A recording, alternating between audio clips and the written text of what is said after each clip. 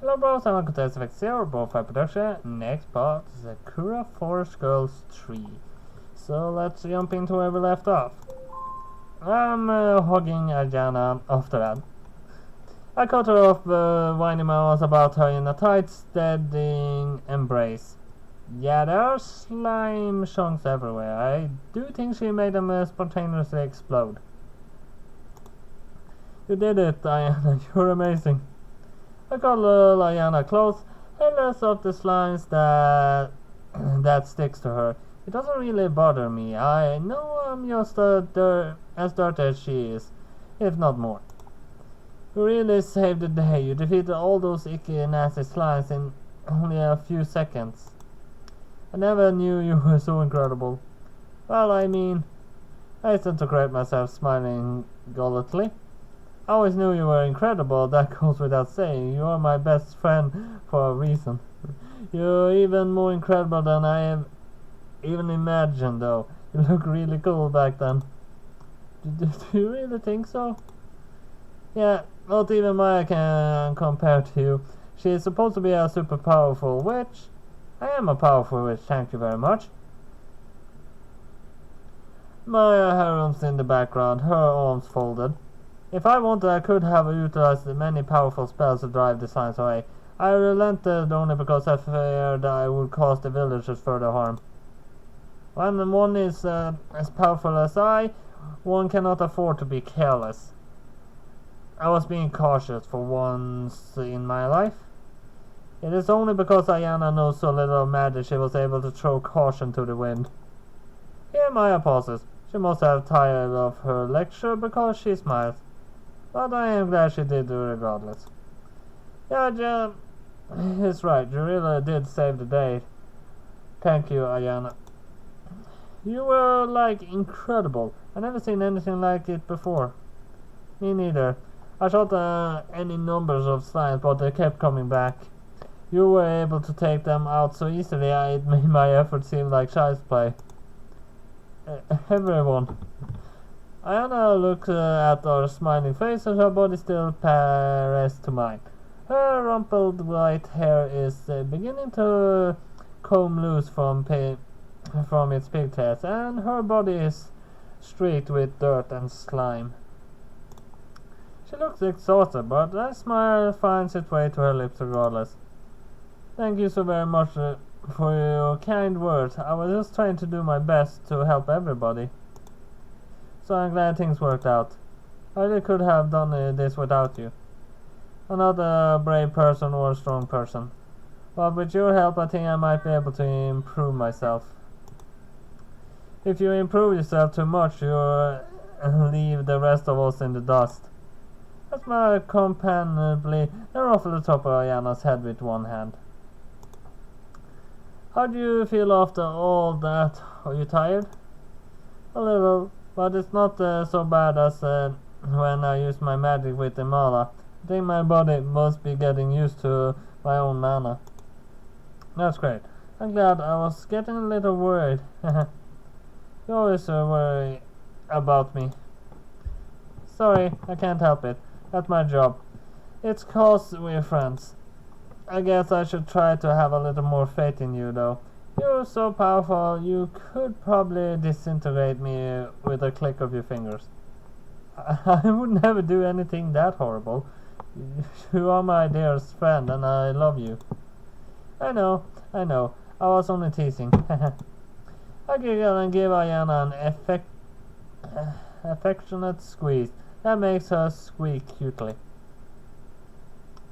Once we had a feel of cuddling up to her, I stepped back and examined the village anew. This is kind of a mess, huh? Yes, indeed. Even if I used my magic, it would take a while to clean everything up. At least nobody looks to be seriously injured. That's a good thing, right? Tents can be re-erected and walls can always be patched up. But you can't say the same for people. They're irreplaceable. That's a good point, although. Well, I flicked my Mika in the forehead. I very much doubt you. be helping with their repairs. You have a peculiar habit of disappearing whenever hard work needs to be done. What can I say? I'm a woman of mystery. Yes, very mysterious. My rolls her eyes. It really is a wonder how one woman can be so very lazy.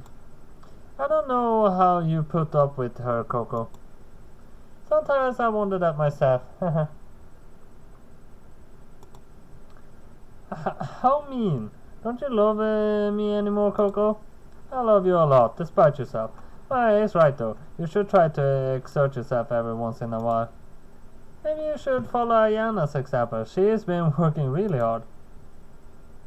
Oh no, I'm not that amazing. I didn't really know what I was doing. I don't deserve any praise. You're being too earnest. You did great.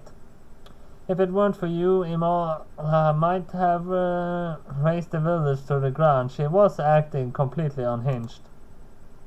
And speaking of Imola, how could I let this happen? I did many immoral things, but I never did. I wish for this to occur. Imola is slumped on the barricade earth, her fingers curled against the soil, her head is bowed, her grey eyes misty. She looks utterly defeated. I thought I could control the slimes. They were supposed to obey me, but there were too many of them. They refused to listen to me. What? Harry approached Imola with some hesitation. Her hands clashed at her front. It is with wide surprise the eyes. She kneels in front of Imola, her ebon curls shifting in the breeze. What do you mean, Imola? You did not summon those wicked monsters here, did you? You couldn't have done. You're my chief priestess. You're supposed to protect me and my people. I trusted you. I know you did, Your Highness. I'm so sorry, but... Imola raises her head. Her eyes meet theirs, shining with tears, which are even more numerous than the stars scattered overhead in the dark sky. I betrayed that trust of yours. If it is as I said, Your Highness, I'm the one who was controlling those slimes. I summoned them forth. They answered to my commands. They were supposed to, at least. But in my ire, I let them get the better of me. They stopped listening to my orders to devastating results. This village, your beloved village, my selfishness has brought the ruin upon it. Round crystalline tears dislodged themselves from Imola's eyes, then dripped down her flushed cheeks and spattered the grass like raindrops. Imola fingers curls into fists, her whole body trembles. I am so sorry, Your Highness. Words cannot express how awful I feel.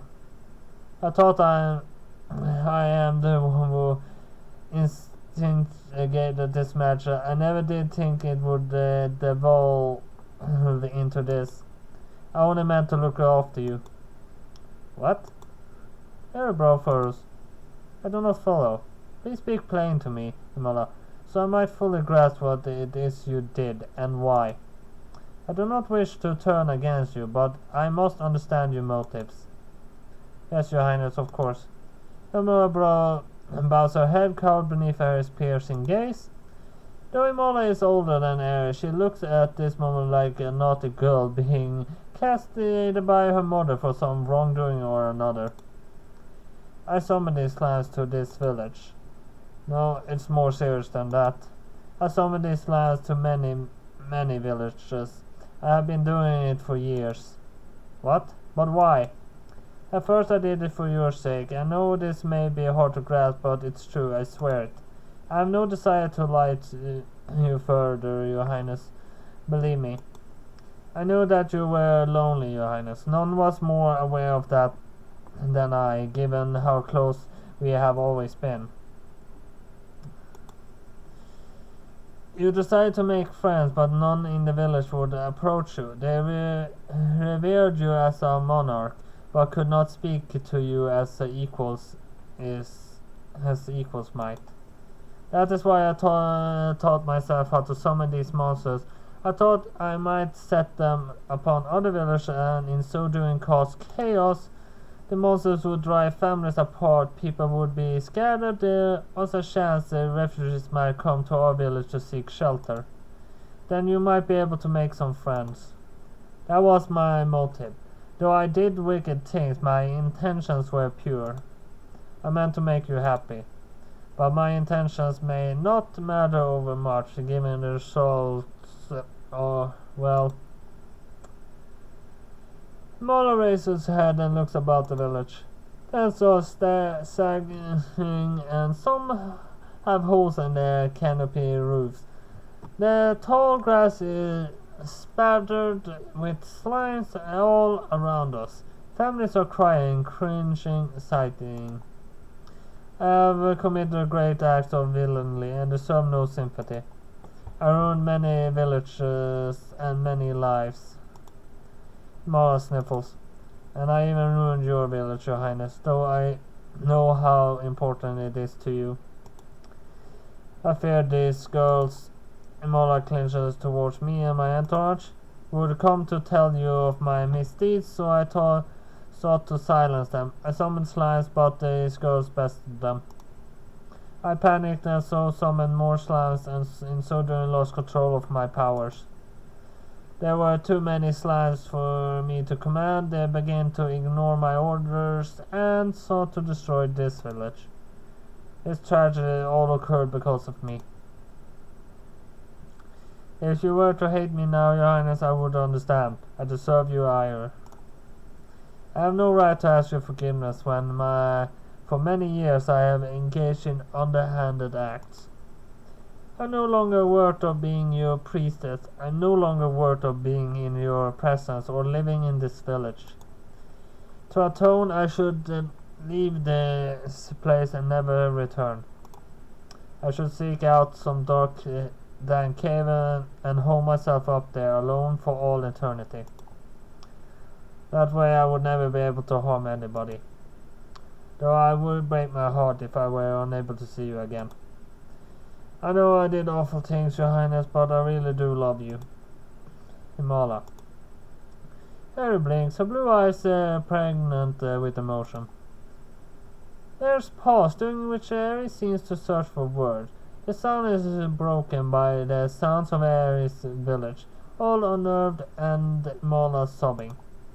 Himala's face is streaked liberally with tears. They glisten like stardust.